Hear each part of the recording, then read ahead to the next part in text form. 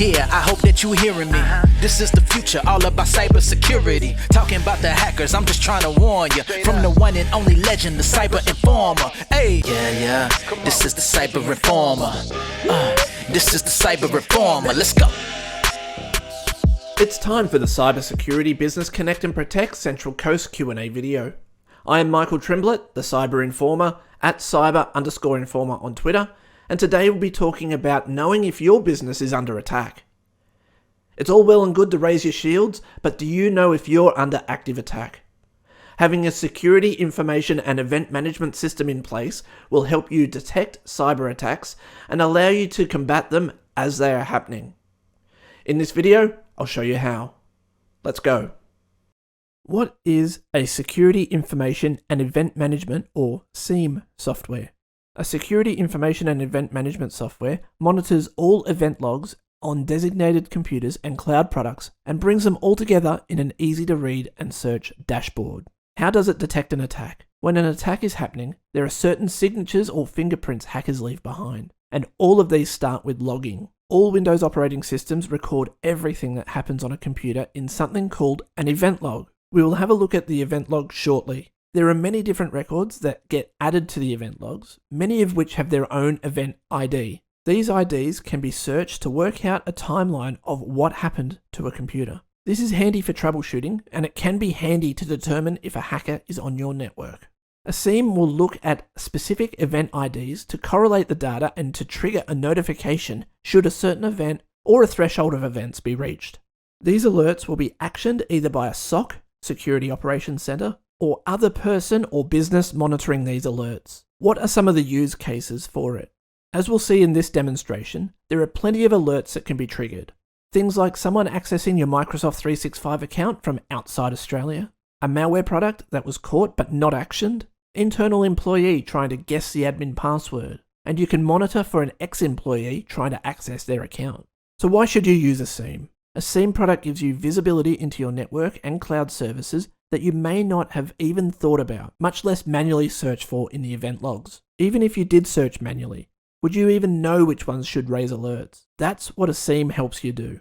It allows you to detect possible attacks on your network, both externally and internally, so you and your cybersecurity team can react to actively block the attack attempt before your defenses are broken. Loyal IT recommends Perch as its SIEM of choice. How does a SIEM work?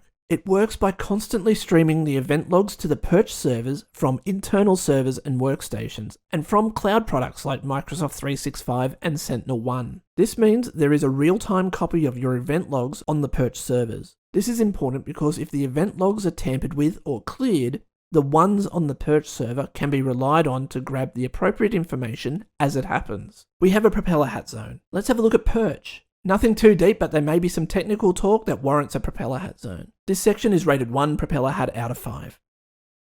This is the Windows Event Viewer. The Windows logs that we're most concerned about are Application, Security, and System. The other ones we don't need to worry about so much. If we have a look at all of the events that are being logged in the system, how do we know which ones of these are security related, which ones we need to worry about, and which ones we don't need to be too concerned about at all? There are so many events in there that it becomes an impossible task to review them all manually. This is where Perch comes in.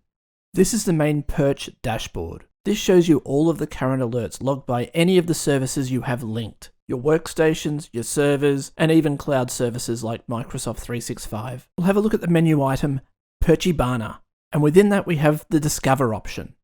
This allows us to create queries to filter our event logs. There's already a query in there, so we'll delete that and open one of the pre-configured queries. The query we'll use is Office 365 logins outside of the USA.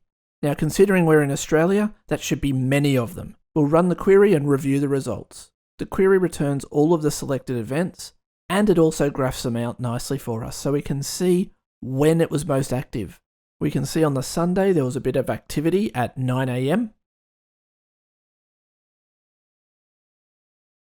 As we move along, we can see people starting to log in from 6 AM through 9 AM, midday, and then 3 PM, all the way until 6 PM at night.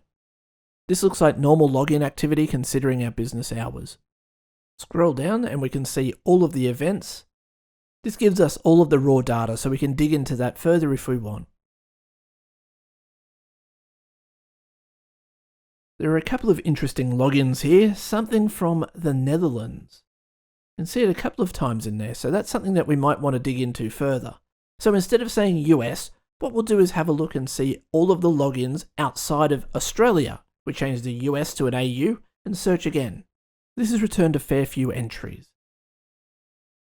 If we look at the chart, it follows the same login pattern that we've seen previously. This would indicate that it's probably not from overseas. I can see the user ID here is all B. Lewis. Now I know he uses a VPN and he uses multi-factor authentication, so I can be confident that this is a false positive.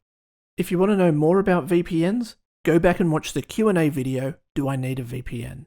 I'll click on the Dashboards section. This gives us some pre-configured dashboards. The dashboards group similar data together to give us a better overall view of what's going on. We'll click on O365 Activity.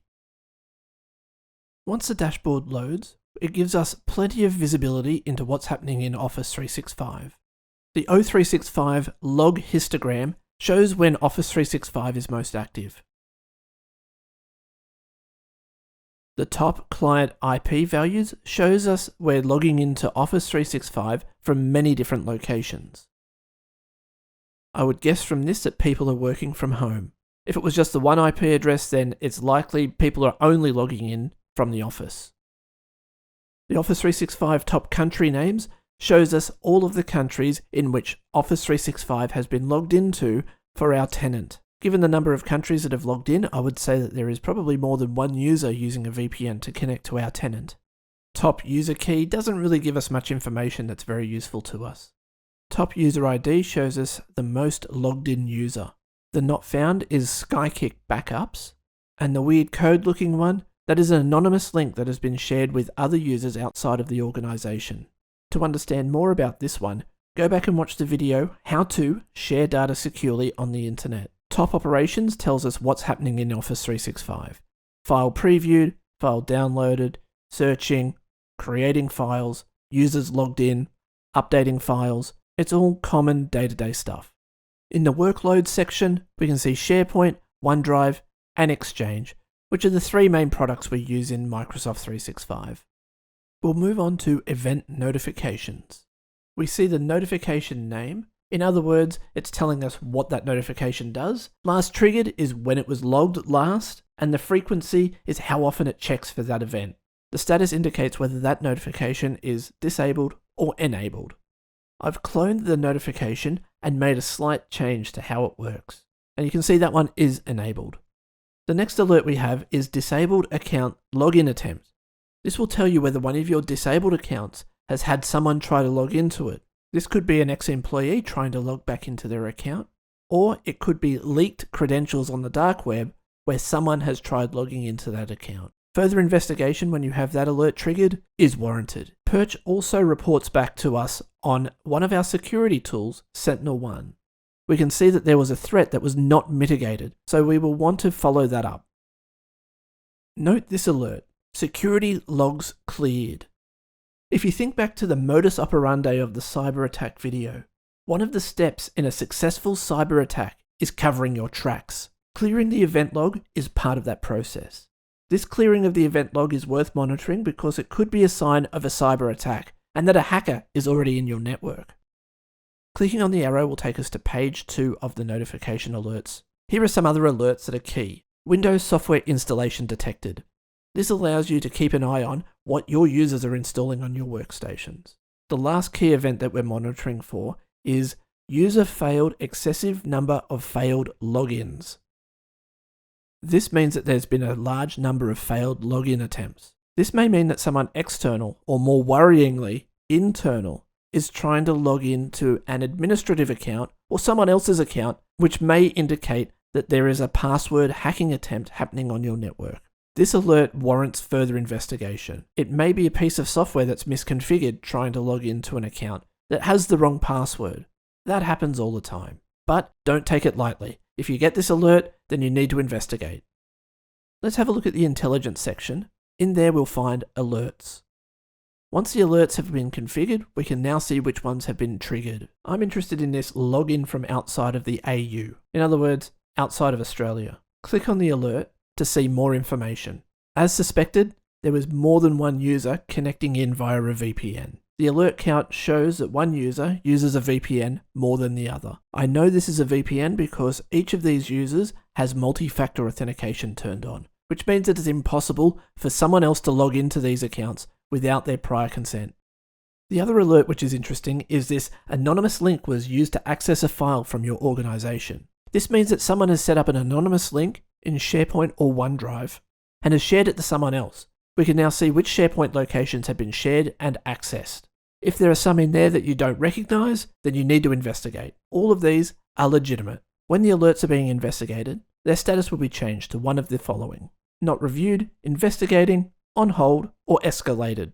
This is for the investigating technician to keep track of which ones they've investigated and which ones they haven't. Under the actions heading, the technician will be able to mark it as a false positive or what was done to remediate the alert. Not only do we get alerts via the dashboard, but we can get alerts via email as well. Here is the alert that I received for a user has failed an excessive number of login attempts, 100 plus in the last 24 hours. We can see it happened 1,441 times in the last 24 hours. That doesn't sound right at all. In this case, it was a loyal IT account that was failing. This is an administrative account that is used to run software on our network. The IP address is internal to our network, so we know that it's not someone from the outside connecting in trying to log in. I doubt a user has failed their own login attempt 1,441 times, so there's something else going on. When we investigated this, we found that it was misconfigured software on our network that was causing this problem. So in the end, we were able to rectify the problem by fixing the password that the software was trying to log in with. Not all the alerts are hacking attempts. Perch has helped us get an overview of how our systems are being used and also uncover a misconfiguration in our network. It can do the same on your network. Let's exit the propeller hat zone and wrap up the video. What did we learn? A SIEM can give you visibility into your network that you otherwise will not see. It allows your security team to track and thwart active attacks on your network and cloud services. It gives you peace of mind that you can thwart active attacks on your network as they're happening. It can also give you peace of mind that you have not been under attack. Thank you for joining me for a look at Perch, Loyal IT's choice of security, information, and event management systems. SIEM systems give you the visibility into your network that you may not have thought possible. Being able to detect attacks on your network allows you to ensure your network and cloud products are properly protected and your shields are appropriately placed. Don't forget you can contact me via email, Instagram, Facebook, or Twitter. Also check out the podcast at loyalit.com.au/podcast. Until next time, stay safe online. Oh yeah, this is the Cyber Informer. Hackers, you going down like, oh yeah, this is the Cyber Informer. Hackers, you going down, yeah.